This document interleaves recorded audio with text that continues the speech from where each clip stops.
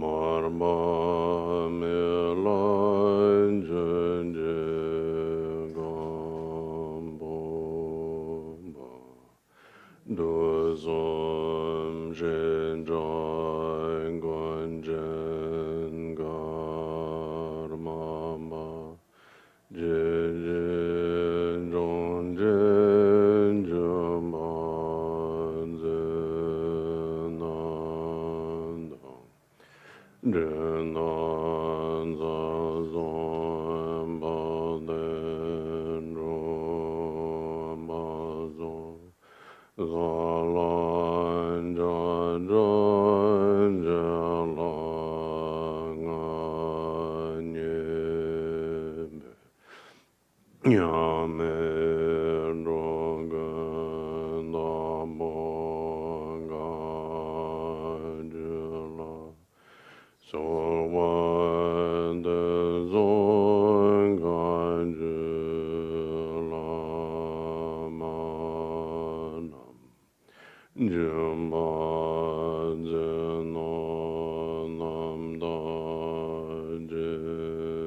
jinjalom Shen long gom jing gong pa zong ba jen zen or gun lai jai jen me ma dong zen den den dan jen be gom jen Nian guo shen ba me ba jin jiao me ge gong jin go wo zong ba jin meng an der go jin be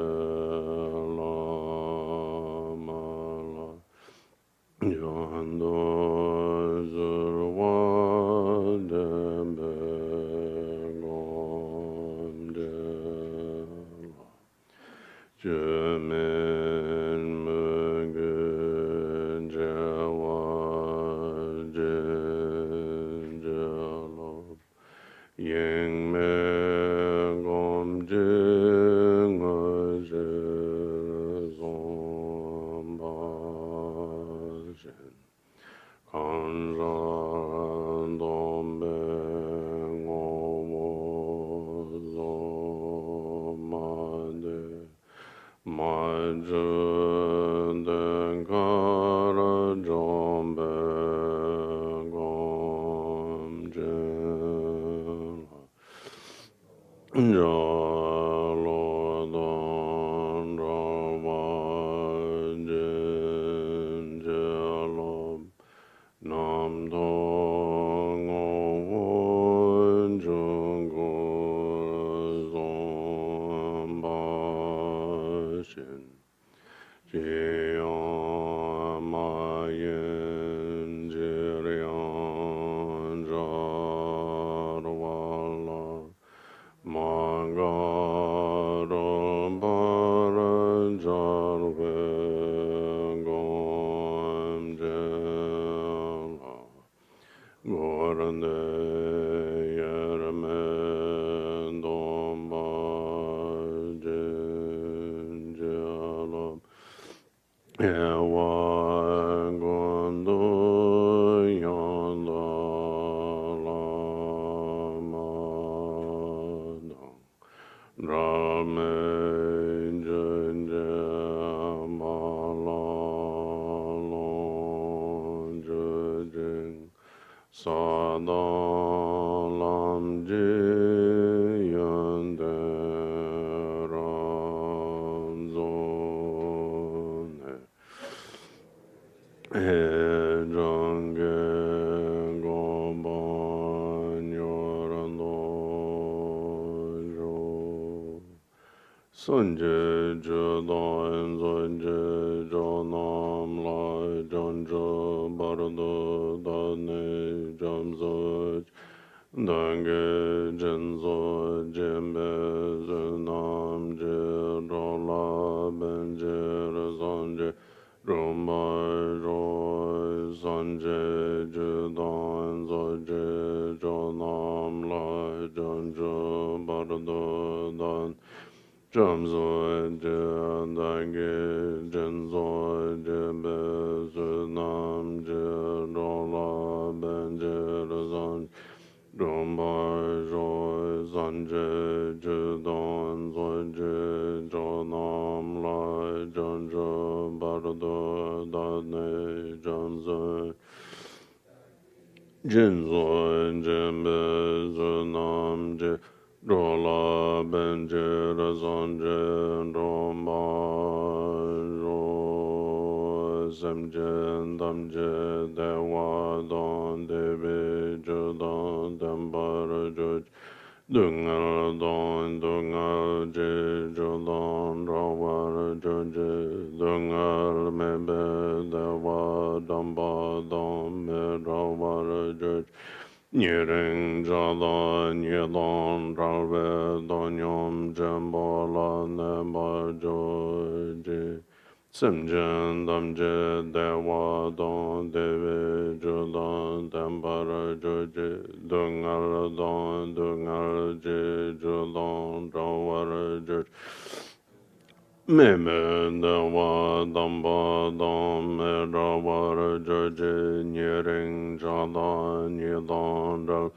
Donyom Jambola Neba Joje Semjen Damje Dewa Don Deve Judan Dambara Joje Dungal Don Dungal Je Judan Rawar Joje Dungal Mebe Dewa Damba Don Me Rawar Joje Nyering Jada Nyedon Ral Jambola Neba Joje Dada Semjen Tamje Lo Juzo Rawar Jinja Lamdo So Julamdo Rawar Jinja Lamdo So Lam Jolba Salwar Jinja Lamdo So Chulba Yeshe So Charwar Jinja Lamdo So Dada Semjen Tamje Lo Chuzo Rawar Jinja Lamdo So Chulamdo Rawar Jinja Lamdo So Lam Chulba Salwar Jinja Lamdo So Chulba Yeshe So Charwar Jinja Lamdo So Dada Semjen Tamje Sun Rawar Jinja Lamdo So Lamdo Rawar Jinja Lamdo So Ba Salwar Jinja Lamdo So Yeshe Sun Rawar Jinja Lamdo So Mo Jin Yul Jin Noi Jon Zon Be Ma Gezara Dombola Yazen Joging Udronyem Bemajon Shezon Rangorando Gondromon Bugora Jezo Ronje Jinje Lam Jere Zo Ne Joindero Jimbo Lan Roin Jonda La Wang Jin Gorge Don Lord Baranje Zoi Don Don Mong Zo Om Benzra Gora Bamazde Hom Om Benzra Gora Bemadureng Za Benzra Zamaya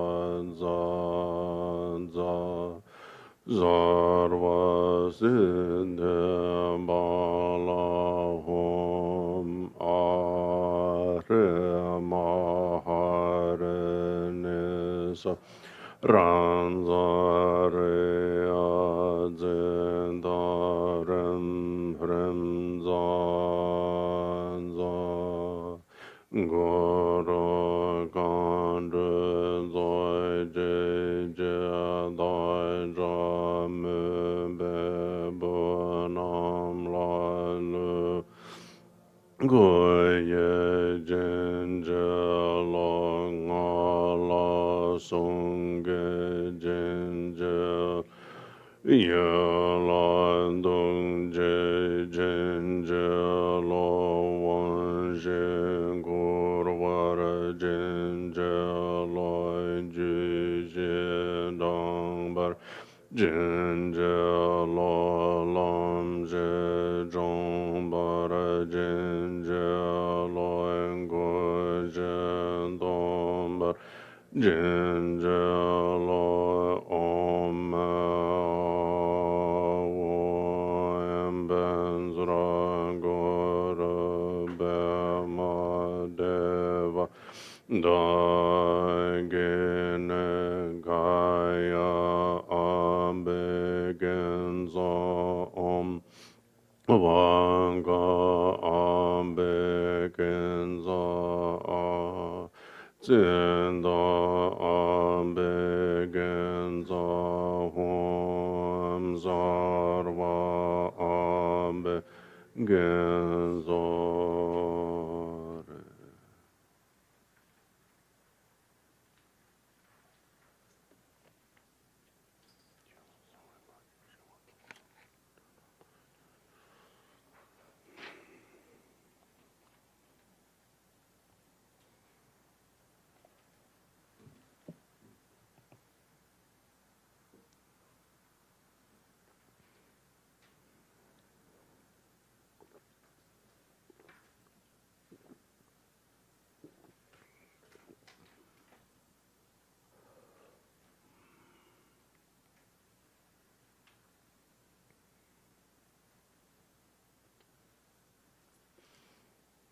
Good morning, everyone. Please generate bodhicitta as your intention for being here and sharing Dharma, with the thought that you are going to do this in order to achieve Buddhahood for the benefit of all beings. Yesterday, we looked at the first two of the four practices that make up the practices on the lesser path of accumulation, the starting point of the Buddhist path. And we looked at how these four practices are present in one form or another in every Buddhist tradition, and how that the emphasis in the pursuit of them can be slightly different depending upon the particular vehicle of being taught. Mindfulness of body, the first of the four, is fundamentally presented in the common vehicle as a remedy for denial. Specifically, the denial that comes from trying to convince ourselves that our bodies are clean. In the Mahayana, it's principally presented as a form of analysis to show that the body is not a thing, but rather an aggregate. And in the Vajrayana, it's principally practiced through meditation on your body as the body of a deity or deities.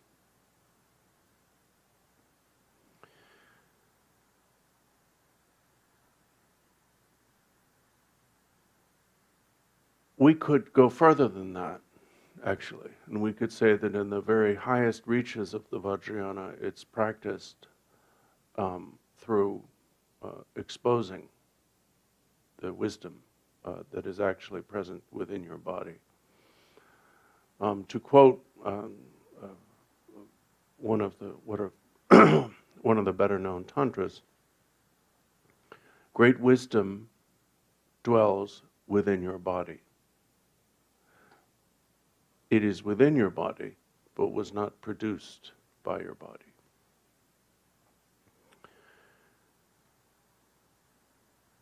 Yesterday afternoon we looked at the second practice, which is mindfulness of sensations. Now, I've observed that the poster and the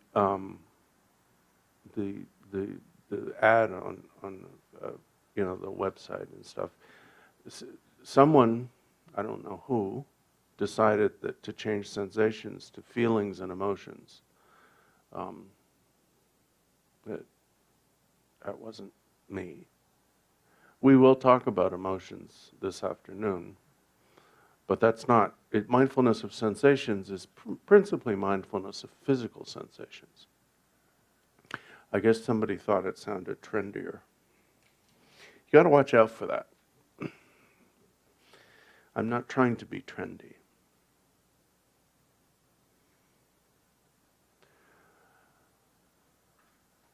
We looked at the Vajrayana use of the breath, expelling the stale breath. Of course, at the time I didn't realize that this was all going on YouTube. It's a little bit of a no-no, but it's not the end of the world. I mean, you can see anything on YouTube nowadays. Notably, complete episodes of Jeeves and Wooster.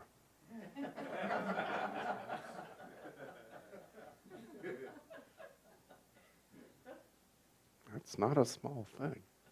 That's a big deal. That's a life-changing experience for some of us. Do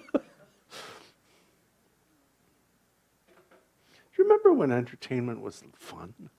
It was light, and it wasn't all like people being flayed alive and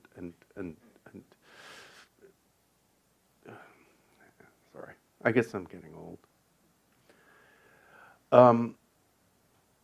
We also looked at how, in fact, probably the single most common introductory meditation technique presented in the Buddhist tradition, not only in the Buddhist tradition, following the breath, is actually a form of mindfulness of sensation.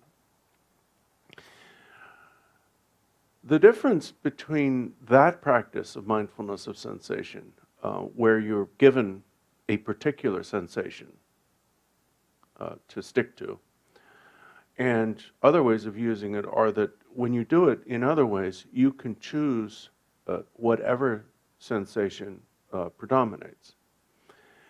And we saw that this is where you can use pain, discomfort. And we looked also at the fact that as mindfulness of body in the common vehicle is designed to reveal that the body is not clean, mindfulness of sensations is designed in the common vehicle to reveal that most sensations are not fun. So the Buddha talked about four illusions we have about life. We talked about these yesterday in the context of the First Noble Truth.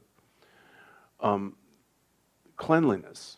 We think that things are clean, that our bodies are clean, and our food is clean, and the world is clean. And we try to pretend that. Nowadays, we've gotten very, very good. Media, advertising, all of that, it's all predicated on this presentation of the human body as a clean and desirable thing. The second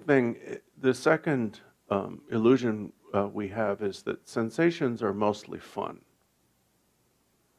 That most of what we feel physically is pleasurable. And we looked yesterday at a realistic assessment, how that's usually not the case. The majority of our sensations are either neutral or unpleasant. Of course, there are pleasant sensations, but they're usually not. They don't last that long, and they're not they're not ongoing. And then, but there are two more illusions. The one is of the self, and the other is of permanence, that things are permanent. So these are dealt with or attacked, we could say, by the third mindfulness, which we'll look at this morning, mindfulness of mind, and the fourth mindfulness, which is mindfulness of dharmas in the sense of things. So ideally, according to the common vehicle, and we should never disparage or neglect the common vehicle. We sometimes refer to our religion, if I may call it such, as Vajrayana Buddhism. That's not really correct. What we practice is all three vehicles. It's really an integration of all of the Buddha's teachings and the common theme that runs through them all into one. Now,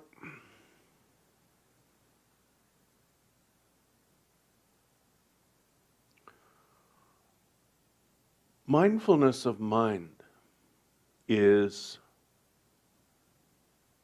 probably the single most important meditation practice we can do.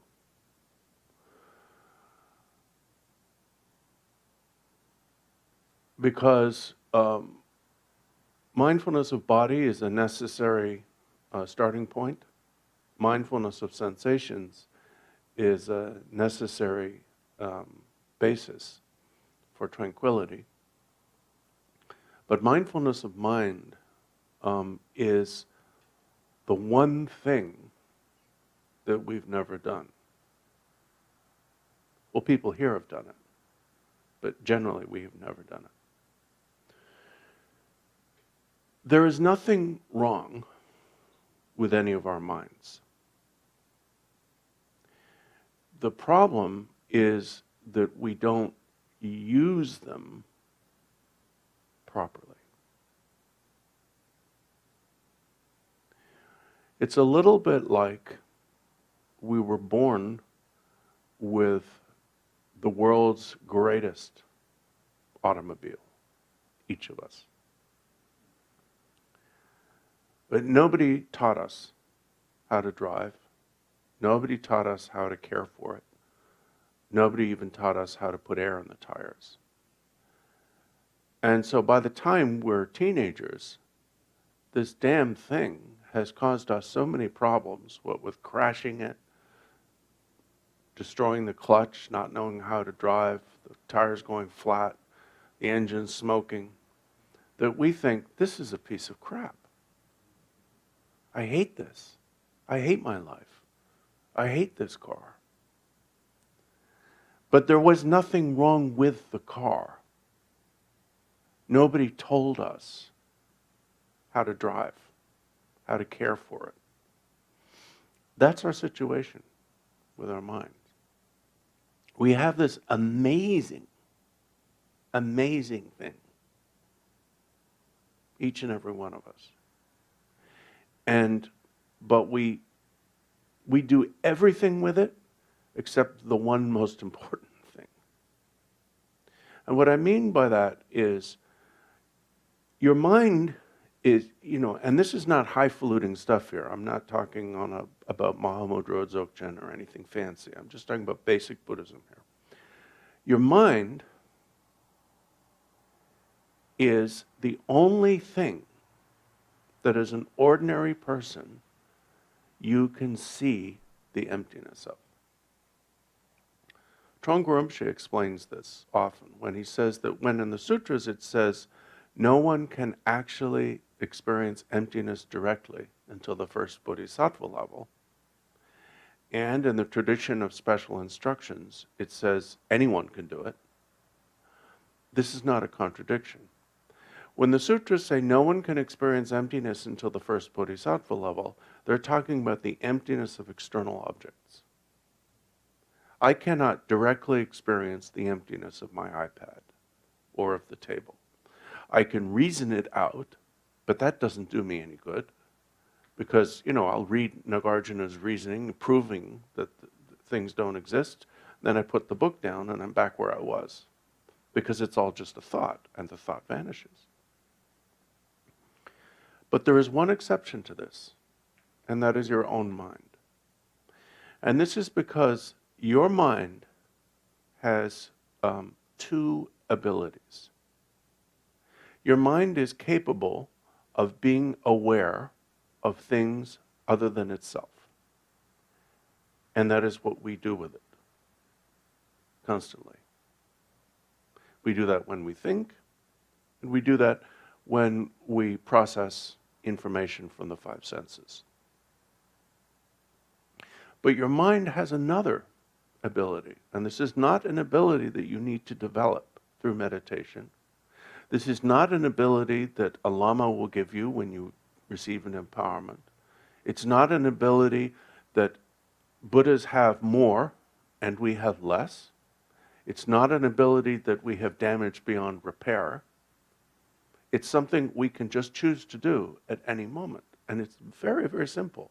Your mind can be aware of itself. Now, your mind cannot be aware of itself as an object, like the way I'm looking at those. Those are pretty flowers, by the way. I like the blend of colors. Who did that? Tula? They're lovely.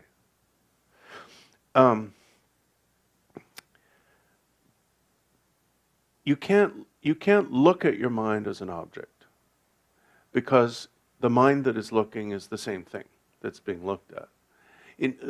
When we talk about it using language, of course, we get tied into knots, but it's actually very simple.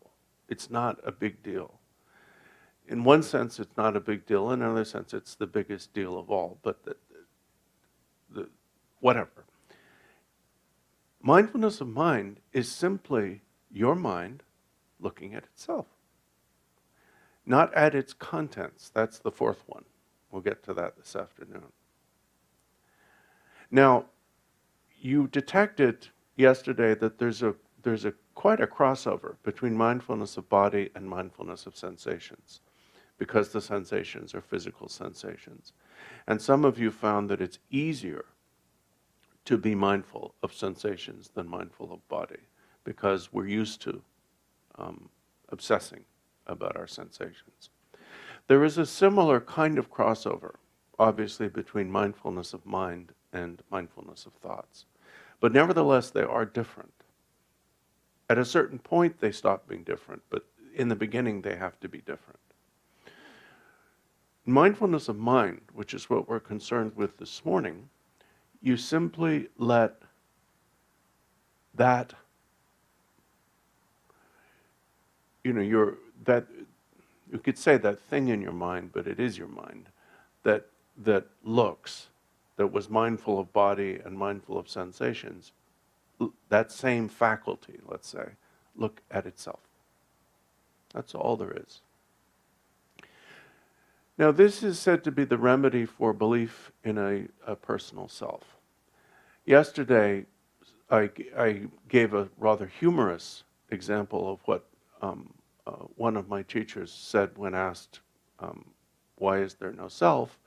And he said, well, if I existed, everyone would call me I, and not you or him.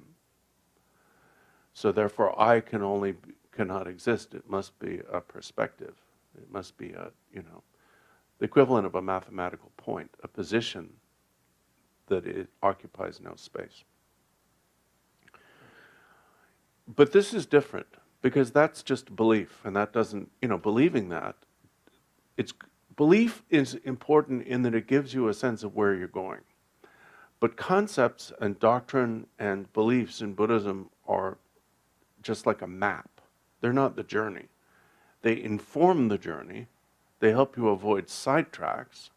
They help you know if you're moving in the right direction, which is a big deal for some of us, because I have no sense of direction. Like if I'm fine in Manhattan because of the way it is, but Boston, Cambridge, Albany.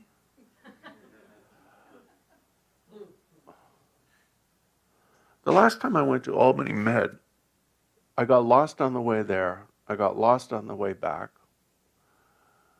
It was astounding.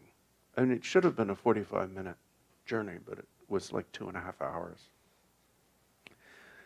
Anyway, so maps are useful, but they're not actually taking the journey. And so don't confuse a concept such as emptiness or there is no self with actual experience. So therefore, in mindfulness of mind, we do not entertain concepts.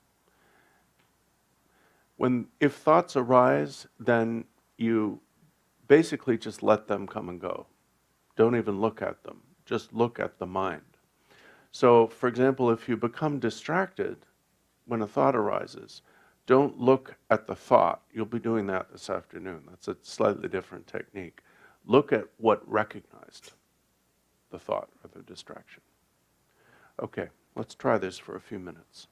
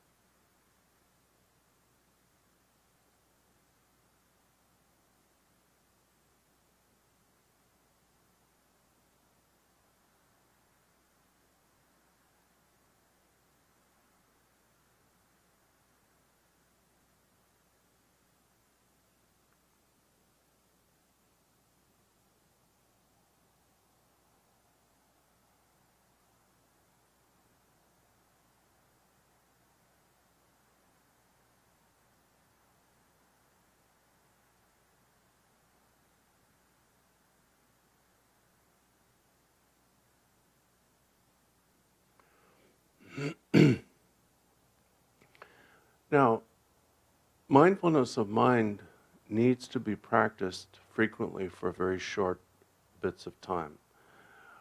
Because although it's the simplest of the four, in that the faculty of mindfulness is merely looking at itself, because of its simplicity, it's very easy to become distracted, because there's no external object, the body, sensations, or even thoughts. Obviously, it's practiced in slightly different ways in different traditions, different vehicles. So it's a generic, what I've presented is a generic presentation of it that would be acceptable to any Buddhist tradition. When you receive more precise instructions, such as in the Mahamudra or Dzogchen traditions, then you're learning a more precise, more sophisticated techniques that will expedite the process. So we cannot say that mere mindfulness of mind is the same thing as what is taught in those disciplines. We also can't say it's not the same thing. It's a little bit like pointing to New York State and saying, this is New York State. This is New York. And then if you're from far away, when you hear the word New York, you think of Manhattan. And then someone pointing to the island of Manhattan and saying, this is New York. They're both true, but there's a difference in precision. Some of you know what I mean by this.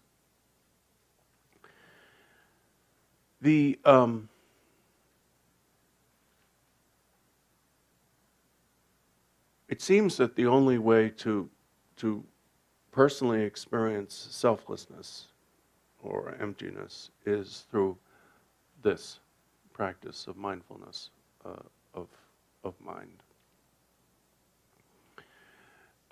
in whatever form you choose to practice it, based upon the particular instructions that you may have received or receive. In any case, it is how to get beyond concepts about the mind. We have a lot of ideas about our mind, which is funny if you think about it. The mind has a lot of ideas about itself, but it never actually looks at itself. Our relationship to our minds is very much like a child on Christmas morning who plays with the box and ignores the toy. I used to actually do that. I remember getting some G.I. Joe things. They had those in the 60s. They probably don't have them now.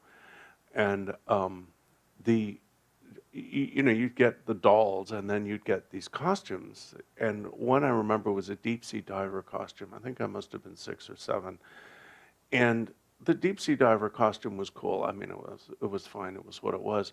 But it was sold in a box on a kind of, not really a mannequin, but something to hold its shape that was made of green plastic. And when I got the deep sea diver costume off that, I was so fascinated by that green plastic. You know, it was vague biped shape. I just played with that for days. I thought that was the coolest thing I'd ever seen. Well, that's what we do with our mind. You know, we have ideas about the mind, but we neglect the mind itself. And we have to beware of bringing our concepts, our ideas, into meditation. For example, we're told that our mind is like space. That space is empty, mind is empty, space is luminous, mind is luminous. And that sounds very, very pretty. It is very pretty. We like the sky. We like to see the sky, clear sky. But it has nothing whatsoever to do with experience. We're told that the mind is empty, but lucid and unlimited. And these things are true. But hearing them doesn't actually affect our lives, change our lives. Now, when we look at these mindfulnesses, we see that they kind of are have three phases or three aspects to them. These are not really the common vehicle, Mahayana and Vajrayana. They're really the first turning of the Dharma chakra of the Four Noble Truths. The second turning of the Dharma chakra of the non-existence of inherent attributes. And the third turning of the Dharma chakra, which was called the Dharma chakra of final distinction.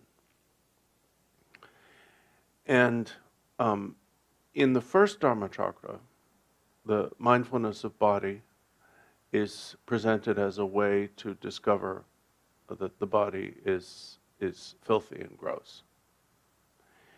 In the second Dharma chakra, as a way to discover that the body is emptiness. And in the third Dharma chakra, to discover that the true nature of the body is great purity. This great purity, people are okay with that. They don't mind that because they've heard that in the Vajrayana context, so that doesn't freak them out.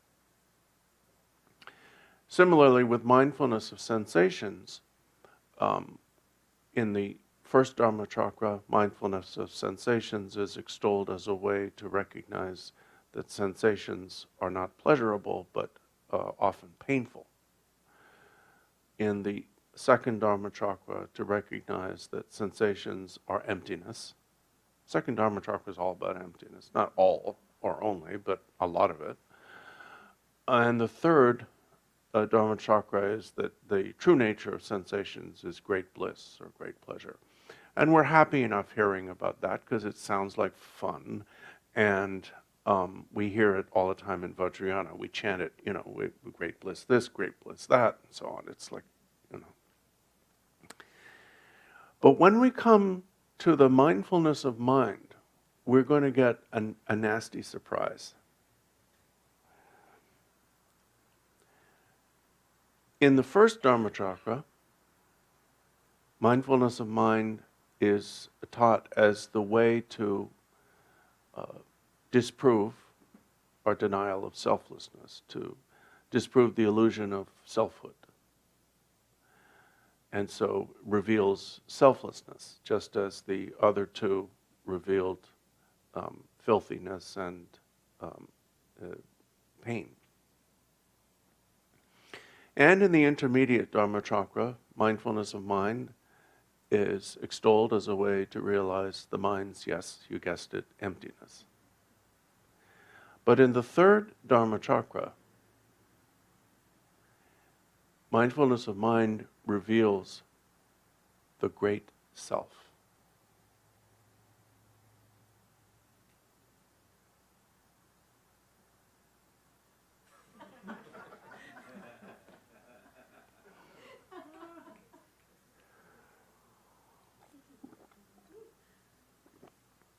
We don't call it, well, you could say true self.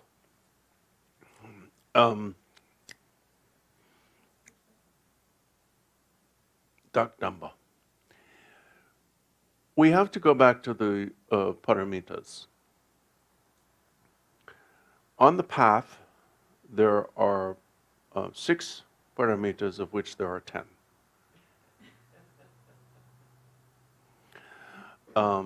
I think at some point they started with 6, and then they needed 4 more for the extra bhumis, so they had 10. In the third Dharma chakra, there are 14 paramitas. The first 10 are paramitas cultivated and perfected on the path. The final 4 are paramitas that pertain to the fruition, to Buddhahood. And the point of these is that they are the attributes of the state of Buddhahood. Great purity, great bliss, great self, or the true selfhood, and great permanence. Now, when I first heard about these, okay, I got to give you a little history here. The third turning of the Dharma chakra is emphasized primarily by the empty of other school of middle way in Tibet, as opposed to the empty of self school, which tends to emphasize more the intermediate or second Dharma chakra. And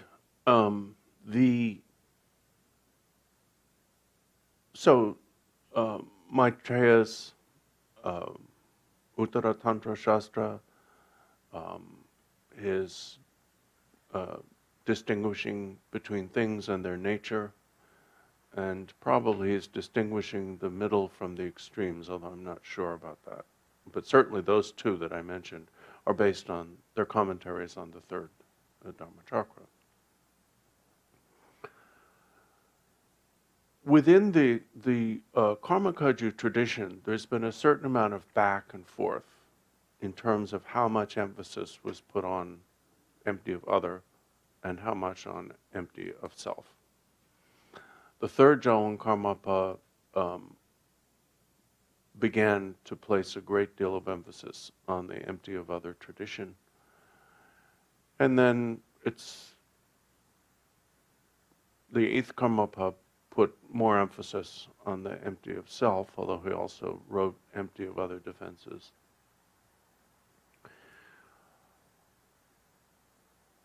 What happened was that one of the great masters of the Nyingma monastery of Katok, it's called the Great Vijayadhara of Katok, the Vijayadhara Tsewang Norbu, who was primarily known as a Dzogchen master. He was the nephew of Pema Dechen Lingpa, a Terchen who was a previous life of Dzongkha Lodro Tai, but also was a major holder of the Kala Chakra tradition of the Jonang lineage, which is also very, very connected with the empty of other school, and a hierarch of the Shangpa Kagyu.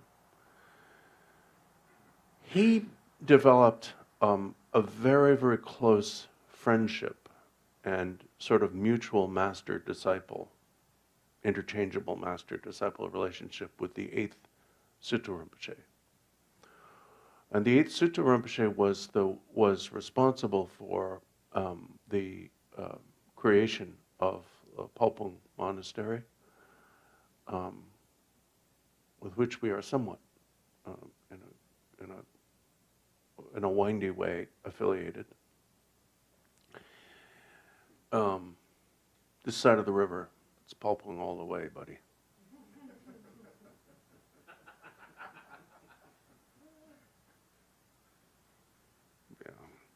Anyway, the Tsupru heard me.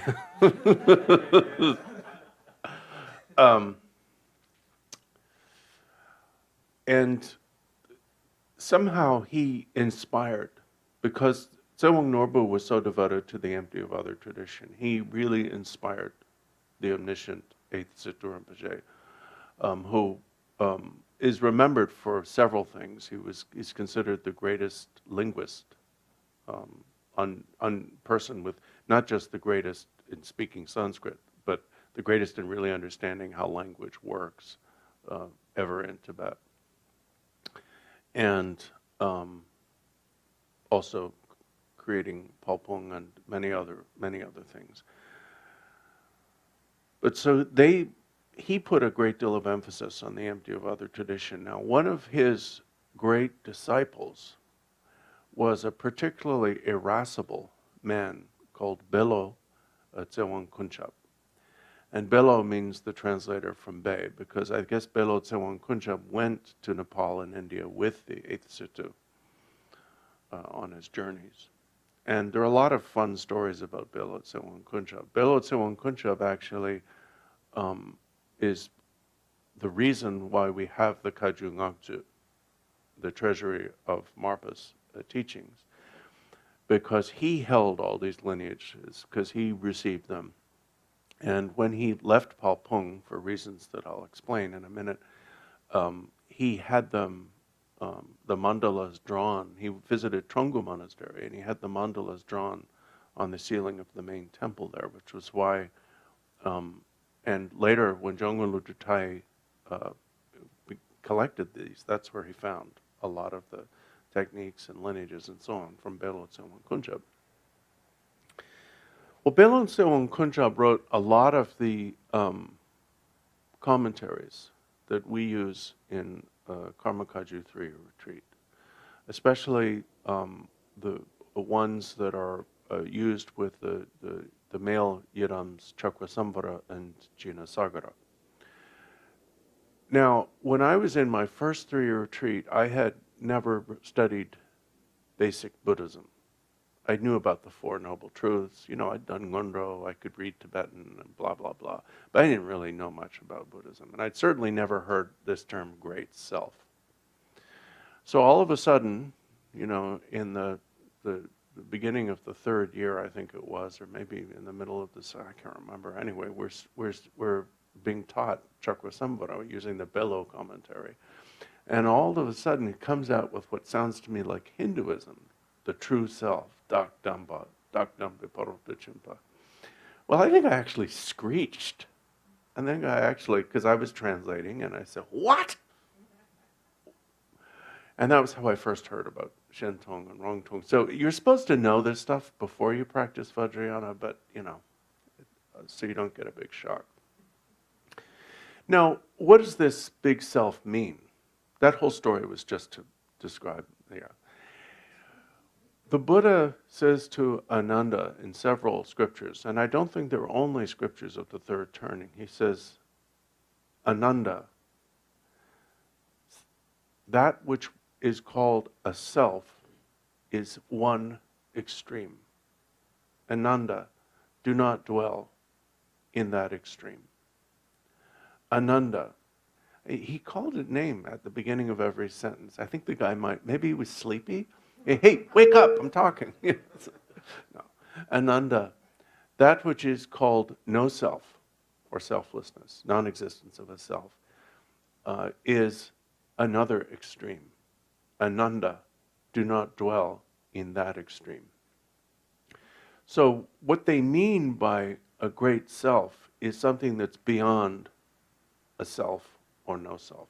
Just as what they mean by great bliss is something that's beyond pleasure and pain. Great purity is something that's beyond clean and dirty. And great permanence is something that's beyond permanence and impermanence.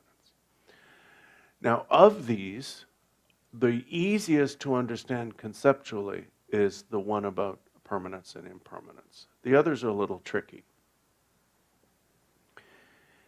The easiest way to do it actually is to go back to, I think, Nagarjuna's refutation of impermanence. In the common vehicle, we're all about impermanence because we're in denial of impermanence. But impermanence is impossible.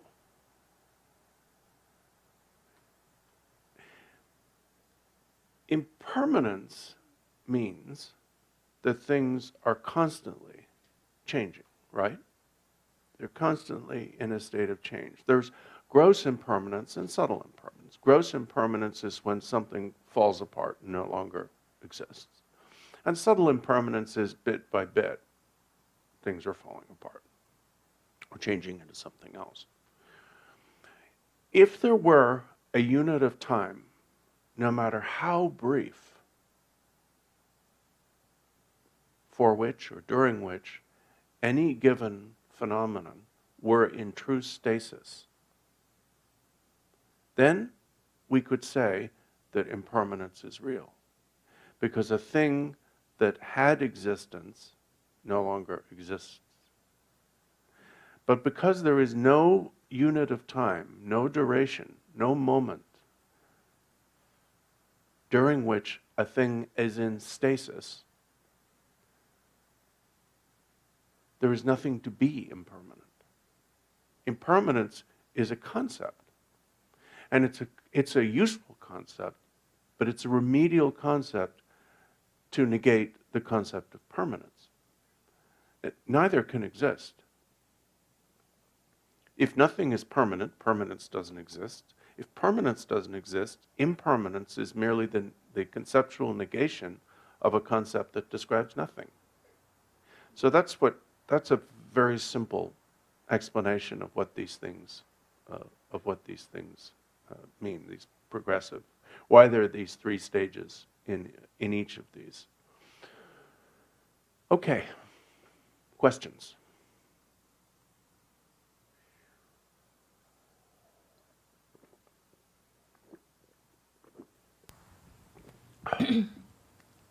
The partless particle?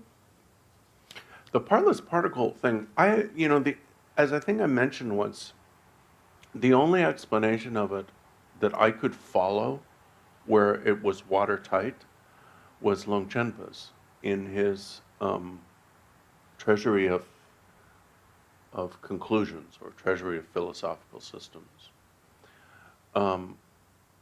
And I found that, oh, I understand this, because he really went through it very, very, very slowly. I think that many of the texts in which we've received this, principally the Jewel Ornament of Liberation and the Essence of Wisdom, the Stages of the Path, are summaries of the argument. And they include certain assumed premises that maybe we don't assume or haven't heard of. So I can't always, when I go through it in my mind, I can't always make it watertight. So I don't feel I'm qualified to talk about it. I haven't mastered it. I'm sure that Longchenpa, I wouldn't go off and just read Longchenpa's treasuries off the bat without a long. If you read the Treasury of the Supreme Vehicle or the Treasury of Words and Meaning, you might have some problems with certain. You might have some problems, but I think that the sutra part of the Treasury of Philosophical Systems, or the Treasury of Conclusions, I never know how these are called in English, which contains this, that, just find that page and read it. I think it's really... So the partless particle does not exist. Is that correct? According to the Mahayana, according to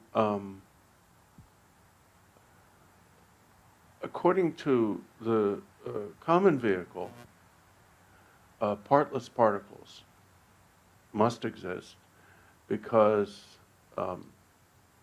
0 times a million is still 0. So there must be something making up these gross objects.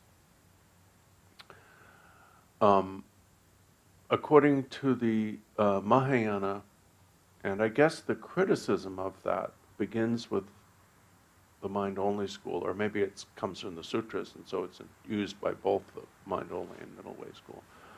The criticism of that is spatial. And it seems to amount, it's not exactly put this way, but it seems to amount to, if there is a partless particle, it must either occupy space, in other words, have dimensions, or not. If it does not occupy space, then it's purely theoretical, because it's not, it isn't a physical thing. If it does occupy space, it must have different parts to it. A part facing this way, a part facing that way, a part facing that way, and part facing that way. If it does, then it's not partless.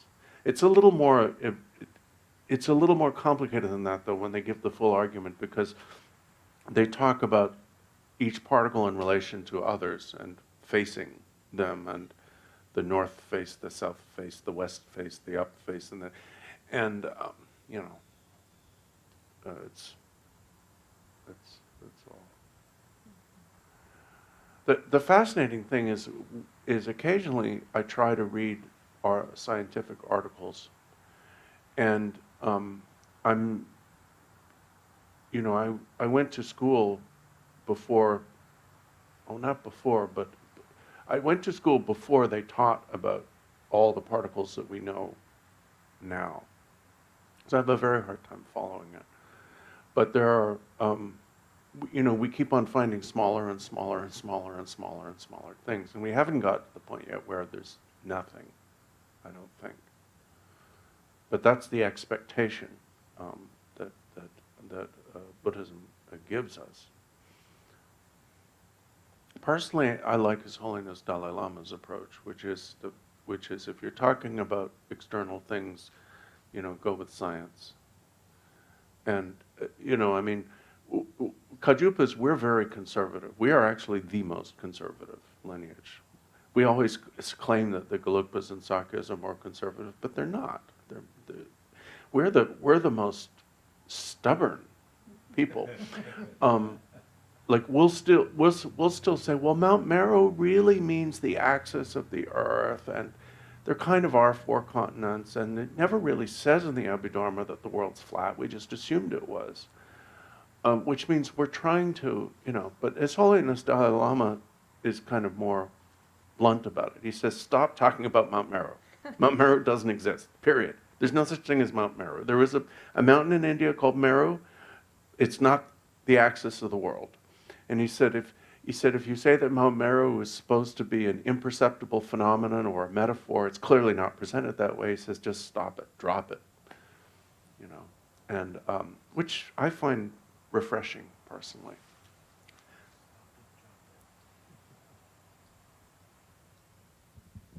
Just as a kind of an aside, I think that the mathematical concept of a point is maybe the closest parallel we have in our own intellectual tradition to like a partless particle, because a point is defined As a position.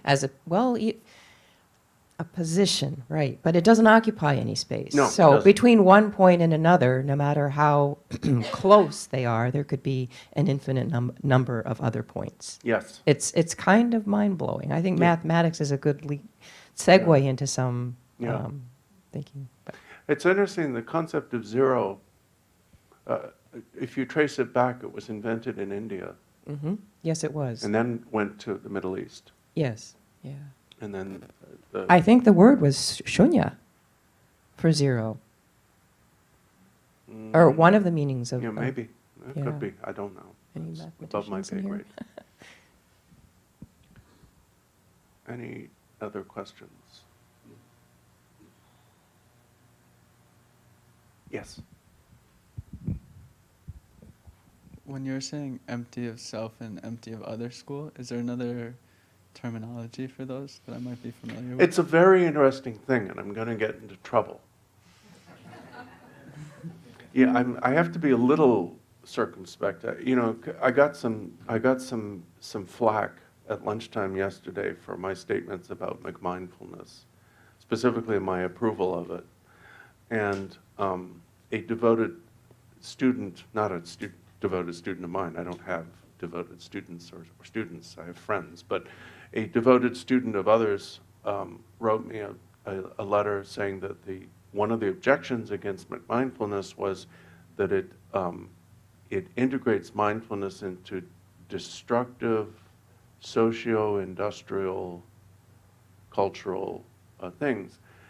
And this is going to get me into trouble before I get into trouble answering your question. So this is the Ngundro trouble, and then we'll get to the Ngushi trouble.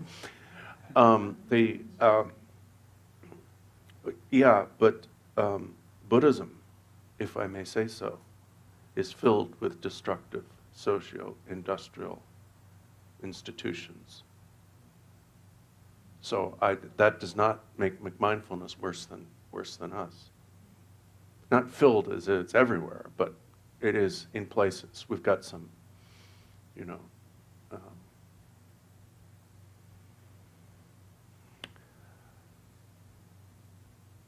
The terms empty of self and empty of other, rongtong and shentong, appear to have originated in Tibet.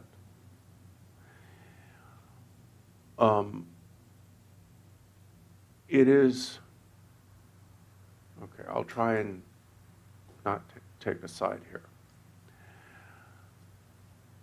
Tibetans are therefore divided, Tibetan scholars, among those who believe that the shentong is an outgrowth of mind only,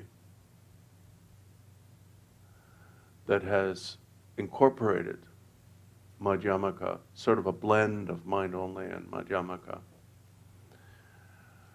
on the one side, and then on the other side, those who assert that shentong was the secret sutra school, exemplified by Maitreya's Uttara Tantra Shastra. And even within the Karma-Kaji tradition, there are teachers, contemporary teachers, on either side of this debate.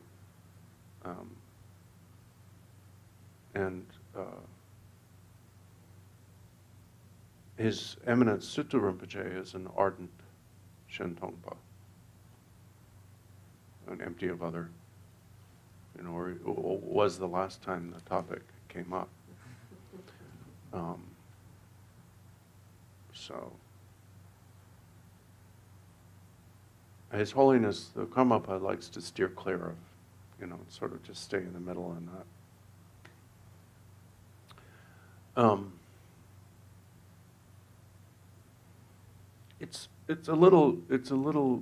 It's hard to know to what extent it arose as an interface with Tantra, because historically the Shentong tradition is so closely related to the Kala Chakra, the philosophical underpinnings of the Jonangpa interpretation of the Kala Chakra. And then when people quote great Dzogchen masters like Longchenpa and say he was a great charioteer of Shentong, he never uses the term Shentong. But his teachings, of course,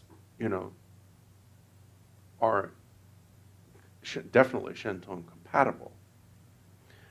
But many Dzogchen masters have identified themselves as Todjopa, as Prasangika, which is fine. And so it's hard to know. And adherents of either tradition will all claim that the great siddhas of the past belong to their tradition.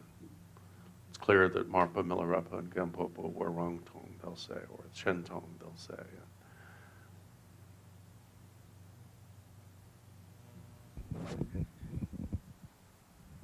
So as a follow-up to Davis's question, so these were two philosophical schools. They've become that. Okay. Were there practices that were associated exclusively with one or the other? I mean, meditative practices. No, but I think there are interpretations of meditation that would be associated more with one or the other. If you go by some of Zheng Lodru Tai's remarks in his Treasury of Knowledge. Okay. So the same practice might be seen through a Rangtong or a Shengtong lens. I would assume so. Okay. Yes. Okay. But the root practice. Okay. No, but that's why polemicists like Belo Tsewan Kunchab will sneak a lot of Shentong. Well, sneak isn't very nice. A lot of Shentong Into their commentaries. into his Demchog Okay. and Jawad, Okay. especially the Demchogas. Like Okay. that's The reason why he couldn't remain at Palpung, of course, was that after the death of the 8th Sutta Rinpoche, the 8th Sutta Rinpoche was one of the greatest scholars in Tibetan history. Even people who don't like his tradition admit that. After his death, the Palpung administration was initially unwilling to come up with the funds to have his collected works carved in woodblock prints. Rinpoche's works? Sutta Rinpoche, the 8th Sutta Rinpoche's works. And so Belo Tsuwan Kunja, the story goes, I mean, you know, this is the story of why he left Palpung, and I wasn't there. He said, oh, don't worry, I will give you everything I gathered on our travels. You know, they went to China, they went to India, they went to Nepal, you know. So the administration okayed the project, and the woodblocks were carved. And then the day after the woodblocks had been carved, he said that he was leaving Palpung, and that everything he had received was in a chest in his room where they could get it. Well, when they went and looked, the chest was filled with earth, sacred earth from this site, from Mount Wutaishan and China, Bodh Gaya, Varanasi, all the sacred sites. He brought a little bit of earth. That's all he brought back with him. So he could never really go back to Palpung. Thank you. The 8th Sutta Rinpoche had two disciples. One was Belo Tsewan Kunchab, and the other was called Tamdrin Gompo, who were great scholars and apparently siddhas, but who didn't get along with the administration.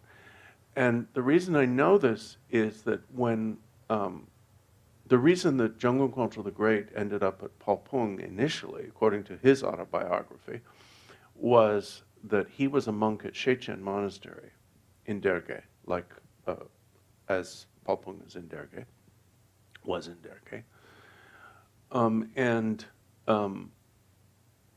He was, because he was so brilliant, he was going to be conscripted by the royal secretariat of the Dorje king. And nobody at Shechen, the Shechen Gyamtso Rinpoche, Shechen Rabjam Rinpoche, had the juice to get him out of that. So they decided to send him to Palpung. And so he had to take his vows again, And he said this was great because he met his root guru, who was the 9th Sutta Rinpoche. So it worked out really, really well. But initially it was kind of weird. And he was sent to Palpung, and then he said they needed to declare him a tulku. Well, of course, Jomgalo Dutai was a tulku. He was Ananda, he was Varochana, he was Chungpo Naljor, he was Taranata, he was everybody. But they needed, and this is where the control comes from.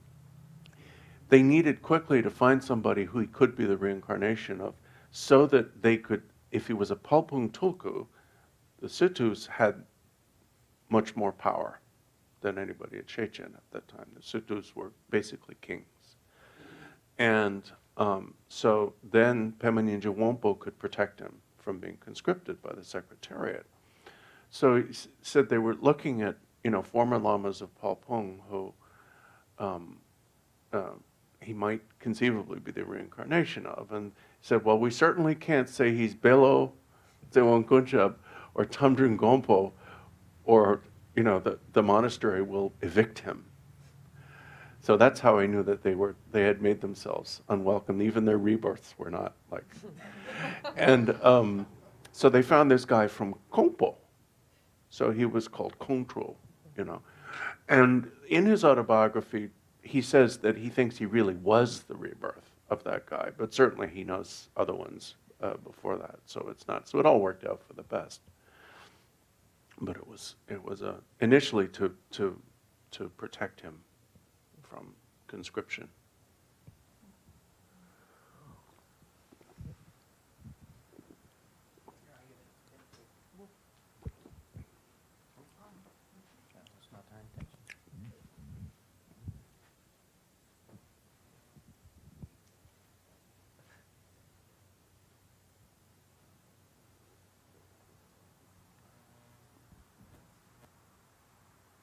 Do you, yeah. No, I was just kind of digging a holder. Oh, you don't have a question? I guess I could have. Oh, okay. What is Rongtong and Shentong? Sorry to dig. Um,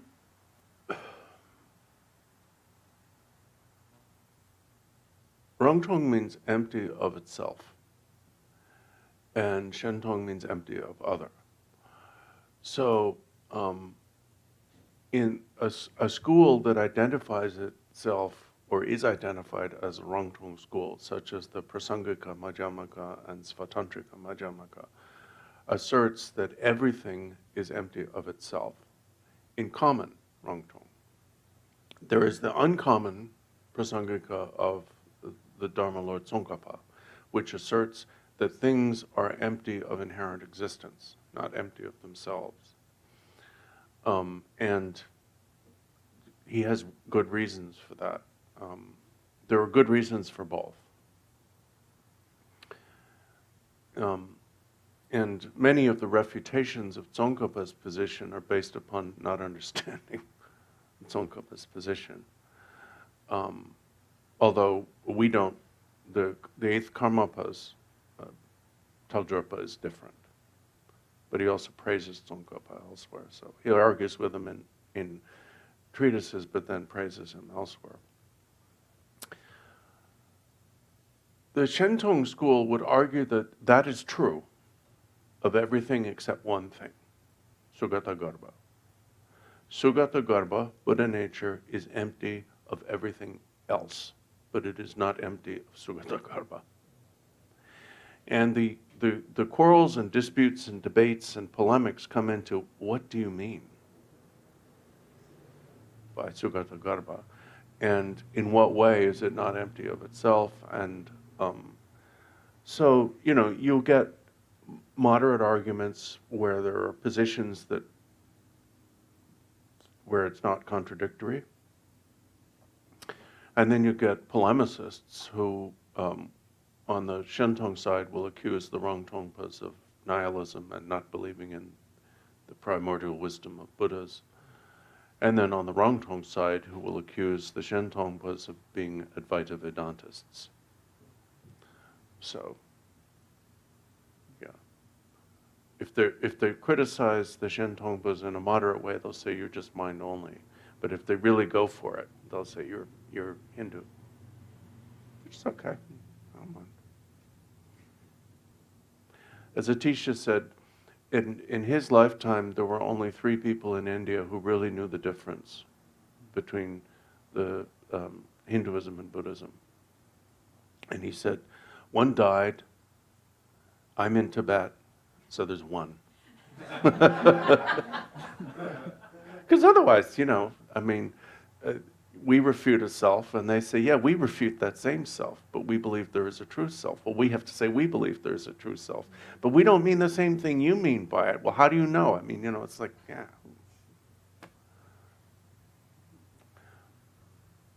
I don't know. We cannot, it's nice to have membership cards, the refuge vow and the bodhisattva vow. These are important, but we cannot arrogantly pretend that we have mastered the view to which we adhere. If I had to say, am I a Rongtongpa or a Shentongpa, I'd say I'm a Shentongpa, but do I completely understand it? Hell no. Why am I a Shentongpa? Because I like Zewang Norbu, I love the situs, I like that kind of stuff, I love Buddha nature stuff, and and it's I like it. Do I get it? No. Hell no.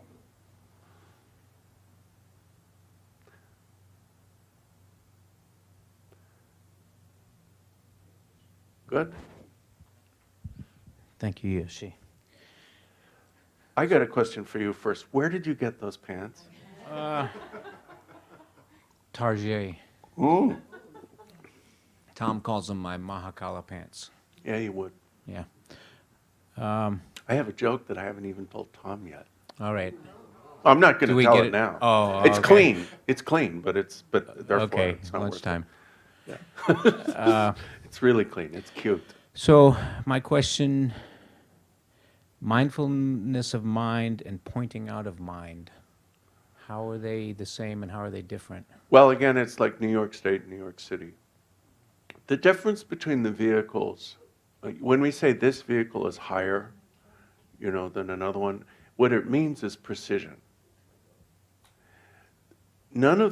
There's nothing in Buddhism. I mean, Mount Meru is kind of a special case, but it's all true. But there are degrees of precision in statement. So, pointing out the nature of mind occurs when a teacher has a very precise understanding of exactly what a given disciple needs to hear in order to overcome their particular barriers to recognizing their mind's nature. So therefore, it's very precise. It's not one size fits all. When pointings out are given to large groups of people, there's great blessing in it, but not everyone is going to recognize their mind's nature. If it were that easy, then,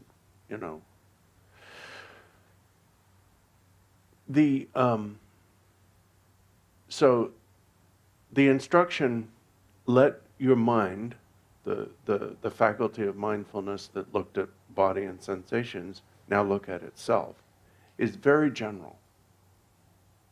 It does not contradict what's transmitted during pointing out instruction, but it's very, very general. It's not, I wouldn't call it vague, but it's generic, And I'm allowed to be generic, but I'm not going to focus in on the,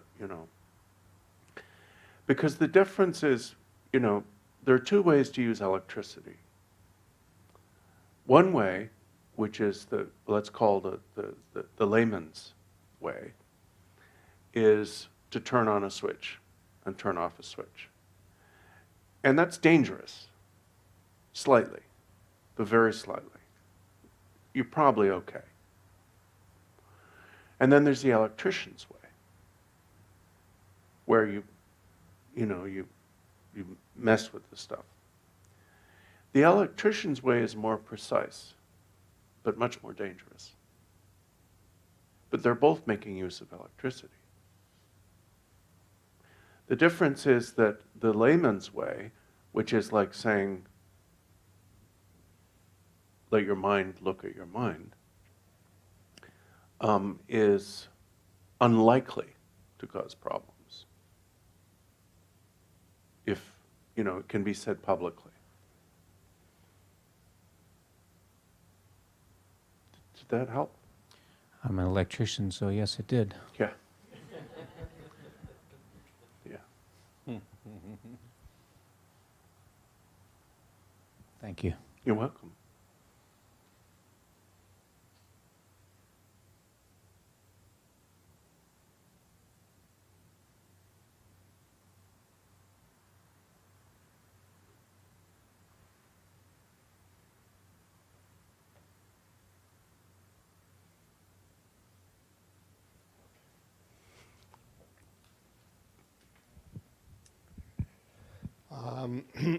So in doing that process with the mind, watching the mind, every so often I'd have to shake my head Mm-hmm.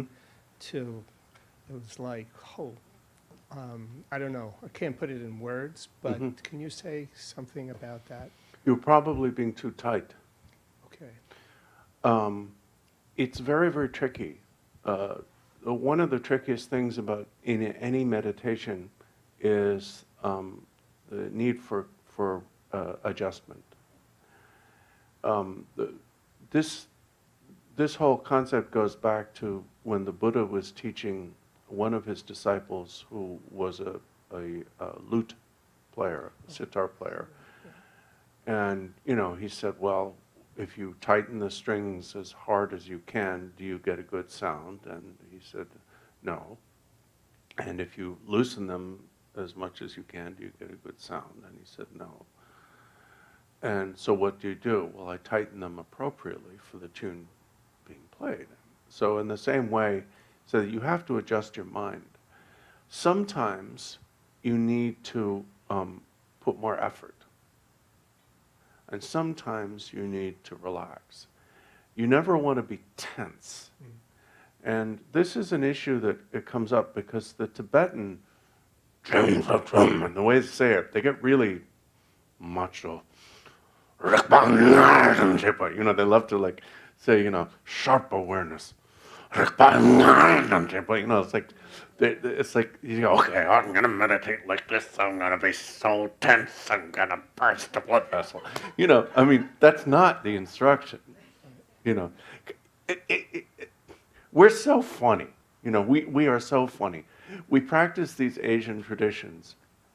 And if there's machismo in them, because Buddhism has large groups of boys living together, of course, at some point it's going to turn some kind of like macho, well, all sorts of things. But but we see the machismo there and we say, I'm going to be more.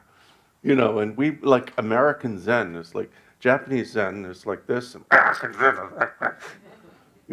So like when we practice Tibetan Buddhism, and Tibetans are tough. Tibetans are happy as long as nobody's shooting at them with a machine gun. Like our notion of comfort is so, they're just so much tougher than we are. And, it's so funny. But so we see that, and we say, oh, and we all do it. So we have to not mistake the instruction, because literally means to tighten up. But it doesn't mean be tight. It means sharpen your focus. And it's a little bit like an eye exam. When they give you these different things, and it's just is this better or this better? Is this better or this better? And then pretty soon you're going, ah! But, this one and this one and this one, can you see with the right eye and then you can see with the left eye? And which is better? But it's a little bit like that. You want to find the clearest focus. And it doesn't mean to be tense. But sometimes you also want to let go. Relax. And because sometimes when we sharpen our focus, like the mind looking at the mind, we are actually forcing our mind to look at something other than the mind, because we have no experience of this, or very little. So when we sharpen our focus, we're going to pick something to focus on, and that's not the intention. But this is a day-by-day process. Every time you sit down to meditate, your mind is going to be a little bit different. It's a function of everything.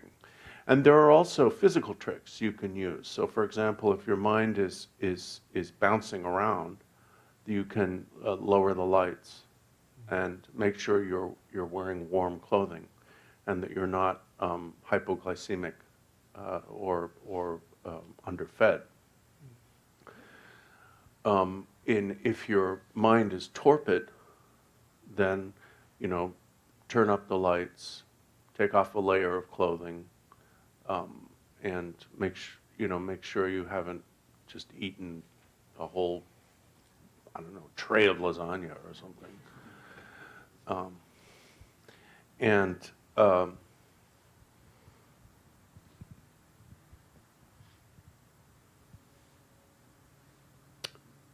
For me, the biggest problem has always been a mixture of the two, however. And it took many years before I started to find instructions that confront that particular problem. Most of the instructions I received in my 20s we're saying either or. But I've noticed that in Terchen Barway Dorje's meditation guides, he talks about a combination of torpor and agitation that, you know, so. Thank you.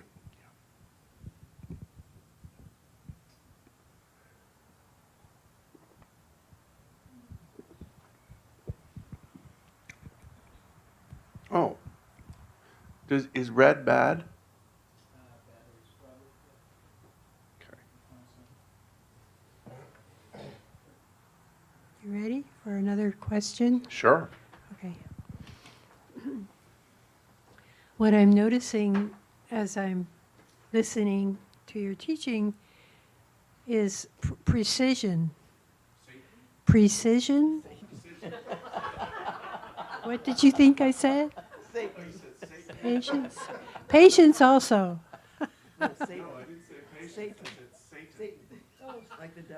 Really? Really? Maybe my subconscious, who knows? But anyway.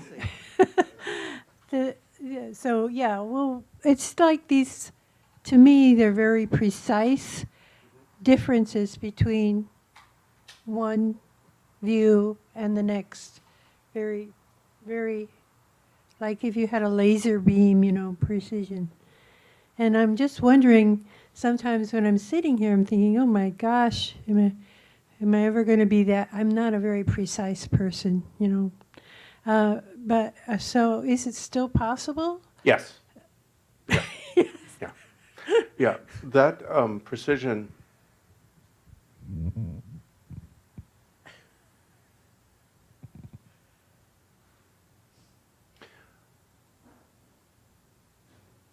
It's like sharpening a pencil.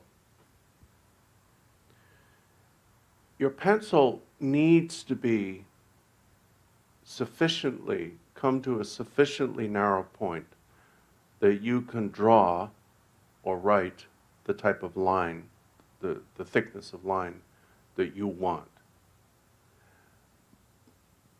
But depending upon what you're using the pencil for, it doesn't always have to come to like a dangerously sharp point. Obviously, the blunter the pencil becomes, the thicker the line will be. And eventually it will get to the point where there's not much of whatever the pencil stuff, lead or whatever it is, left on the page. But it doesn't always have to be at that razor sharp, fresh out of the sharpener point.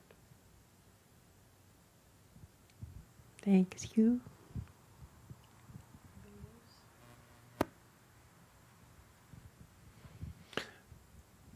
I mean, the real,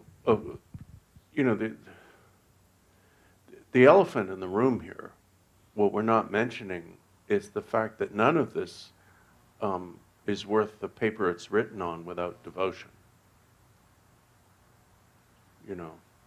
And it's really, we can talk ourselves blue in the face about meditation and precision and mindfulness of this and mindfulness of that and selflessness and great self and Rongtong and Shentong and Belo Tsenwan Kunchab and all this stuff. But it's all just gossip, really. The only things that really matter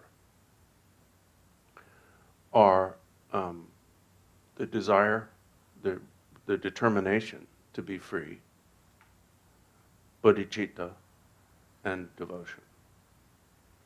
And if you have those three things, you will automatically have a correct view of emptiness or whatever it is. You'll automatically have, even if you understand none of the facts and figures of Buddhism. Because knowing the facts and figures does nothing except give you mental baggage. And that's why they say that it's, for when lamas give pointing out instruction, it's always easier to give it successfully to those who have not studied much. That the hardest candidates for receiving that are those who've been through the shedra, the monastic colleges, because they've developed a lot of ideas. They're correct ideas, but any idea that you impose on reality is a distraction from direct experience. The idea of emptiness, the idea of mindfulness, the idea of meditation. You know, we need to meditate, but we need to get rid of the idea of meditation. All we need to do is not be distracted. You know, and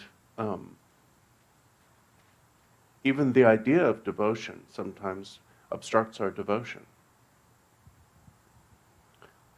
So precision is a result, I would say, more than a tool. But it is like sharpening your pencils when you're drawing. Or do you use pencil lines first when you paint? I have been using pencils recently, but usually I use brushes, and I like really wide ones. But that's because of the style of your art. Yeah. But, So yeah. that's your answer. The work is getting less and less. No one can understand it. That's okay. I don't That's care. fine. Yeah. It's probably a good sign. So devotion versus love as that word, Mm-hmm. and why the choice? Well, love is more general. You know, love can mean jamba, which is benevolent love, the desire that another being be happy and have amass causes of happiness. And then love can also be affection. It can include enjoyment of another person's presence. Devotion is a kind of love that is really founded, I think, in gratitude and appreciation. Because they say that genuine devotion only arises when you've achieved or gained something. When you realize that you're a better person than you used to be, like your kleshas are not as strong, or you're not doing stupid things that you used to do, or, you know, something good happens, you're surprised. And you think, well, how did that happen? And you trace it back and you realize it's due to the kindness of your teachers. And that sparks devotion. It's not, you can't be devoted because you're told to be devoted. You know, that's what they do in politics, you know, dear leader, whatever. Devotion has to be spontaneous. And I think it starts with gratitude and appreciation. You know, if you haven't gotten anything from somebody, why would you be devoted to them? You might respect them, and it includes respect, but it's much more personal than that. Like, I respect all kinds of people I've never met, but I only have devotion for those people who have made a positive difference in my life.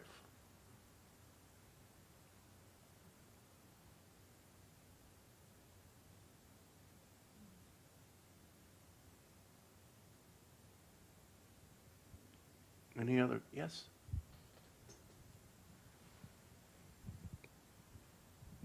I just wanted to follow up a little bit on Wes's question about distinguishing between an incident or a moment of pointing out, which is usually like the work of a teacher guiding a student, and you spoke of it as if it was largely verbal. You know, you said the teacher will say something that reaches a particular student. So my question is pointing out broader than verbal instruction? Can it include other forms of, I guess, affecting a student's perception to such a degree that an understanding is gained? It can. There are historical incidents of this. The reason why I didn't bring that up was I think that we've overused the idea of zapping. Oh, okay. in both the Tibetan Buddhist tradition and the East Asian Chan and Zen tradition, there are a lot of stories about gestures or things, being the pointing out instruction, like Sri Sangha handing Varochana an apple. And, or in the Zen tradition, they're often violent or abrupt, getting hit on the head and so on. And I think that certainly this has happened, but I think that if we emphasize this, then we are going into the realm of Shaktipat, and I have no problems with Shaktipat, but that's not a thing, that's not our thing, and Trungpa Rinpoche used to make a very, very clear statement about all of this. He used to say, look, teachers teach. The Buddha taught. Any other miracles the Buddha performed are subservient to his role as a teacher. And he said, for example, when you receive an empowerment is a type of teaching. It's a type of communication of a message. He said he was talking about the issue that Asians love empowerments, and now Americans do more than they used to, but and Americans want lectures, and then it's changed now, but it used to be that way. And he said, look, you shouldn't think, oh, it's just an empowerment, it's just a ceremony. It's a teaching. It's all teaching. And of course it involves nonverbal communications. But the danger of seeing it as some kind of tremendous one-shot deal I think, has produced a lot of false expectations. In the sense that if a person had an experience with a teacher that was primarily nonverbal, there isn't the verbal part of it to be a guide in the future. That could be an Okay. issue. Okay. The other issue is that, as Trungpa Rinpoche pointed out, there are lots of Vajrayana Buddhists walking around very confident that they've received the pointing out instruction, but what happened was they had a glimpse, and now they just have a memory of a glimpse, and that's not enough to go on. But that also could happen with a verbal introduction. Yes. Yeah, he was including that. He Okay. wasn't. Yeah. Okay. And so it's there are going to be key moments in anyone's progress on the path, whether in the presence of their teachers or during their own private practice. There will be moments where there will be evidence of progress, let's say. But the process itself is actually a grueling, lengthy one, as we know. And so, as Trungpa Rinpoche put it, he says these key moments are really just when you notice the result of a long, grueling process. So he says it's like looking in the mirror and all of a sudden realizing that you've gotten old. You didn't get old in that second. It's been happening all along, but finally it's gotten to the point where, you see it. And so it's kind of like that. And the reason I say that in the context of pointing out instruction is that pointing out instruction, as many teachers have said, can only be given when the student's already experienced what you're pointing out, because otherwise they won't recognize it. Recognition requires prior acquaintance.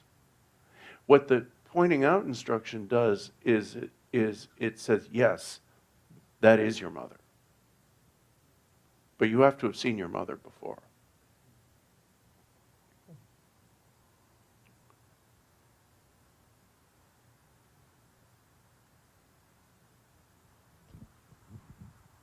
Any other questions? We're going to be going out for lunch at the Chinese place in town. If anybody wants to go near the stoplight. After lunch, there is dessert. I brought dessert, so you don't have to have dessert. I brought dessert. So after, when you come back, you want to stop in the kitchen and have some dessert. It will be there for you. So On we'll behalf just, of us all, Phyllis, thank you so much. we'll just use the single stanza on page 7 for this morning. Sonam de ye nam je zeng ba nye dom ne nye be ra nam bam je ne chen ga na jin ba la drum ba ye sim be zo le ro wa ro wa. Thank you, everyone.